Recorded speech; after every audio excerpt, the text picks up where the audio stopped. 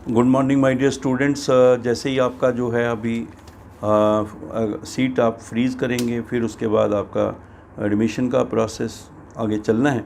तो मैं आपको ये इम्पॉर्टेंट बात पहले बता दूं, मैंने पहले भी बता के रखता हूं कि अपने डॉक्यूमेंट्स आप जो है वो भी आपने रेडी रखने हैं, और ओरिजिनल डॉक्यूमेंट जो हैं उनको प्रॉपर असेंडिंग या डिसेंडिंग ऑर्डर में एक सिस्टमेटिकली करके रखना होता है, और एक एक करके आप ताकि बता सकें। और उसके फ़ोटो कापीज़ के जो सेट हैं वो 2 या 3 आप बना के अपने पास रखें, कहीं ना कहीं उनकी ज़रूरत पड़ती रहती है।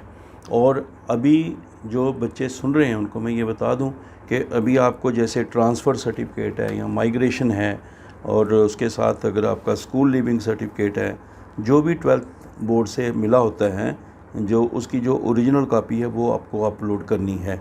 तो इसलिए इनमें से कोई टीसी होगा, माइग्रेशन हो, जो भी कॉलेज वो मांगेगा वो आपने ये डॉक्यूमेंट जो है ओरिजिनल में अपने पास रखने हैं।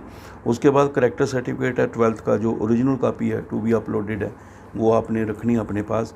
और उसके बाद 10th क्लास का जो सर्टिफिकेट है from school authority showing date of birth, original copy जो है उसको आपने अपलोड करना है। और उसके बाद जो आपका जो है वो आ जाता है कि अगर आपने 10th क्लास का जो मार्क सर्टिफिकेट है वो भी ओरिजिनल कॉपी अपलोड करना है। और 10+2 certificate from JK board of school education और CBSE affiliated school located in the union territory of Jammu and Kashmir and union territory of Ladakh, उसका ओरिजिनल कॉपी भी आपको अपलोड करना है।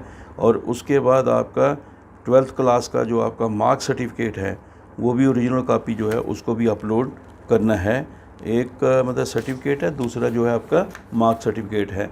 फिर डोमिसाइल सर्टिफिकेट है from union territory of Jammu and Kashmir and union territory of Ladakh, जो है वो भी उसको भी आपने ओरिजिनल जो है उसको अपलोड करना है। फैमिली इनकम सर्टिफिकेट जो है उसको भी आपने तहसीलदार का जो दिया हुआ है वो भी अपने पास रखना आपको।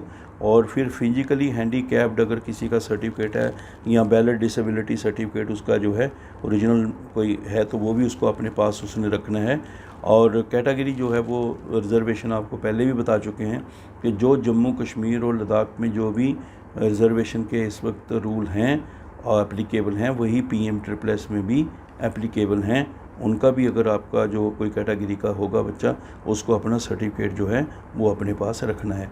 तो इसके अलावा भी 2 बातें इम्पॉर्टेंट याद रखना जो आपको टाइम मिलता है बीच में, वो ये आपने रखना है।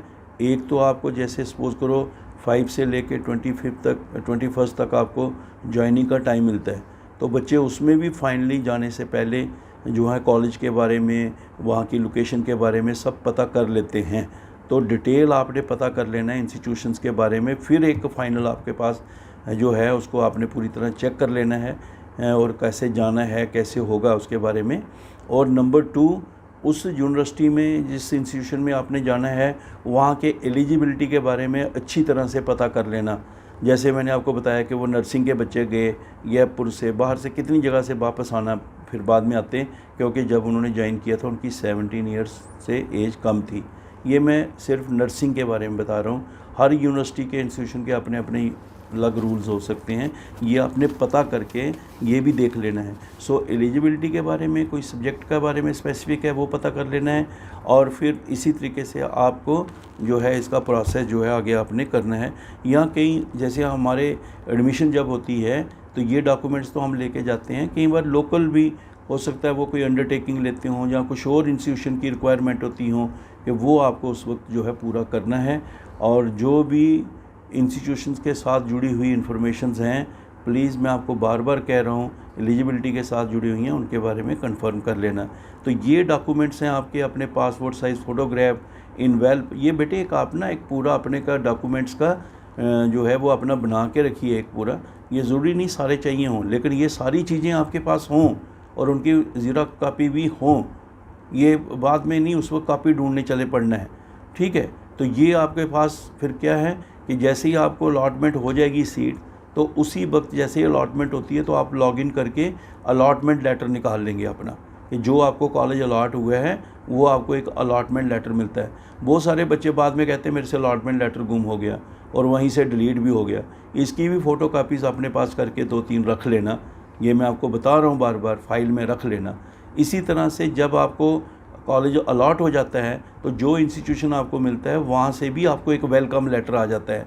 वेलकम लेटर में आपको वो वेलकम करते हैं अपने इंस्टीट्यूशन में, और जो एक टीचर उन्होंने कंसर्न रखा होता है जो आपके साथ पूरा तालमेल रखेगा, उसको गार्जियन का काम करता है, उसको नोडल ऑफिसर कहते हैं उस कॉलेज का, जो जम्मू कश्मीर से बाहर जहाँ पे भी आपको एडमिशन होनी है।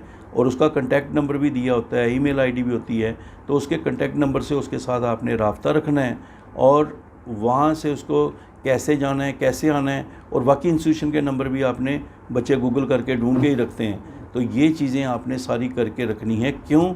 और जो कि आप सीट फ्रीज़ करेंगे वो आपने ध्यान से करना है। और फिर इस प्रोसेस में जब आप कर लेते हैं, फ़ोटोग्राफ्स आपके पास हैं, इन्वेल्प आपके पास हैं, ब्लैक आपने वाइट शीट्स जो हैं, कुछ बच्चे अपने पेजेस रख लेते हैं, ब्लैंक भी हैं, इवन स्टेपलर, मैंने देखा बच्चे पूरी किट लेके जाते हैं, जो है वो अपना पूरा अच्छी तरह रखते हैं, पेंशन पूरा बराबर, ताकि किसी प्रकार की उनको वहाँ पे कोई इशू ना आए। सो माय डियर स्टूडेंट्स, ये डॉक्यूमेंट आपने तैयार करके रखने हैं, और जाने से पहले नोडल ऑफिसर से बात करके, इंस्टीट्यूशन से बात करके, कोई स्पेसिफिक रिक्वायरमेंट हो डॉक्यूमेंट्स के बारे में, कोई और ऐसा कागज़ या ऐसा लेटर या ऐसा कोई पेपर या सर्टिफिकेट कुछ भी चाहिए होगा, आप उनसे बात करके जाएं, ताकि उस चीज़ को आप यहाँ से ही पहले तैयार करके जाएं। वहाँ जाकर अगर आपको कोई अगर वहाँ जाकर आपको फिर पता लगेगा तो फिर काफ़ी परेशानी हो जाती है। तो सारी चीज़ों को कंफर्म करके आपने जाना है। ये वो डॉक्यूमेंट्स के लिए मैं स्पेशली आपको इसलिए बता रहा हूँ कि फिर बहुत सारे बच्चों को प्रॉब्लम आती है और फिर हमें दुख होता है। जैसे अभी कईयों ने रजिस्ट्रेशन की, सबमिशन नहीं की, जिन्होंने सबमिशन की उन्होंने वो वहाँ पे टाइमली जाके डॉक्यूमेंट वेरिफिकेशन नहीं करवाई, जिन्होंने डॉक्यूमेंट वेरिफिकेशन नहीं कराई कई कारण के कारण चॉइस फिलिंग नहीं की। तो ये शेड्यूल है ऑनलाइन का प्रोसेस का, मतलब कि ये बेटे एक बार जो हो जाता है टाइम पर फिक्स हो जाता है, वो चला जाता है। तो इसलिए अभी तक जो शेड्यूल था वो भी हमने आपको पिछले वीडियो में बता दिया, जो भी इस वक्त है तो वो उसके बारे में हमने बता दिया है। और उसके बाद आपको ये वाला भी बता दिए कि कौन कौन से डॉक्यूमेंट्स आपको अभी तैयार रखने हैं, ओरिजिनल भी और उसके अटेस्टेड कापीज़ भी। हमारी गुड विशेज़ आपके साथ हैं, किसी प्रकार की कन्फ्यूज़न नहीं, हम आपके साथ साथ ही बैठे हुए हैं। कोई प्रॉब्लम आती है आप बताइए। जैसे मैंने आपको बताया हुआ कोई इशू है तो JK Admission 2021@AICT-India-ORG ये .org ये आपने उसका अपना करके रखना है। तो JK Admission 2021@AICT-India.org जी आप करके रखें। यहाँ अगर कोई टेक्निकल उसमें प्रॉब्लम आती है तो IT1 और IT2, चाहे IT2 करिए, 2 मतलब न्यूमेरिकल, और उसमें PM@AICT-India.org या IT1 PM@AICT-India.org, इसमें आप जो है उनको मेल कर सकते हैं, अपनी टेक्निकल कोई इशू आता है बता सकते हैं। तो इसलिए मेरे बच्चे, आपको मैं फिर एक बार वंस अगेन मैं सारे बच्चों को ये बता रहा हूँ कि अपने डॉक्यूमेंट्स बराबर करके रखना। माय गुड विशेज़, सारी चीज़ों के बारे में पहले उनसे बात कर लेना, नोडल ऑफिसर से पूछ लेना घर से निकलने से पहले, जो भी उनकी रिक्वायरमेंट है इंस्टीट्यूशंस की, वो आप उसको पूरी तैयार करके जाएं। मेरी दुआएं आपके साथ, और मैं हमेशा आपको ये कहता हूँ कि सारे बच्चों को और भी लोगों को बताइए। और AJEETANGRAL Ajeet Angral PM++ and motivation. So PM++ and motivation ये चैनल है यूट्यूब पे, ये इसको सब्सक्राइब करके रखें, Ajeet Angral PM++ and motivation. और 9419144030 ये मेरा कॉन्टैक्ट नंबर है, और इस पे व्हाट्सअप चलता है, ज़्यादा आपको व्हाट्सअप पे मैसेज करना है। और जब भी मैं सुबह 4 बजे से हो जाता है मेरा प्रोसेस शुरू, रात को 2-2:30 भी बज जाते हैं। कभी भी मेरे पास जब भी बीच में 2 मिनट भी कहीं मुझे मिल जाए ना, तो मैं बीच में बच्चे को मिस्ड कॉल मार देता हूँ, जिनके व्हाट्सएप पे मैसेज आते हैं कि भाई जो पूछना है तो पूछ लो, इस वक्त मेरे पास 2 मिनट है। तो कोशिश यही है कि हमारे बच्चे किसी प्रकार के कारण परेशान ना हो, लेकिन फिर भी जब कोई किसी कारण रह जाते हैं मुझे उसका बहुत दुख होता है, बहुत फील होता है। So my dear students, my good wishes, all the best, keep your documents ready for joining. अगर ऑनलाइन ज्वाइनिंग होगी तो ये ओरिजिनल डॉक्यूमेंट जैसे आपको मैंने बताया उनको आपने अपलोड करना है। और अगर सपोज़ करो आपकी ऑनलाइन ज्वाइनिंग नहीं है, अगर कोई मतलब अगर ऑफ़लाइन होती है तो ये सारे डॉक्यूमेंट्स आपको लेके साथ में जाने पड़ते हैं। तो ये जैसे ही होगा उसके बारे में आपको इन्फॉर्म कर देंगे।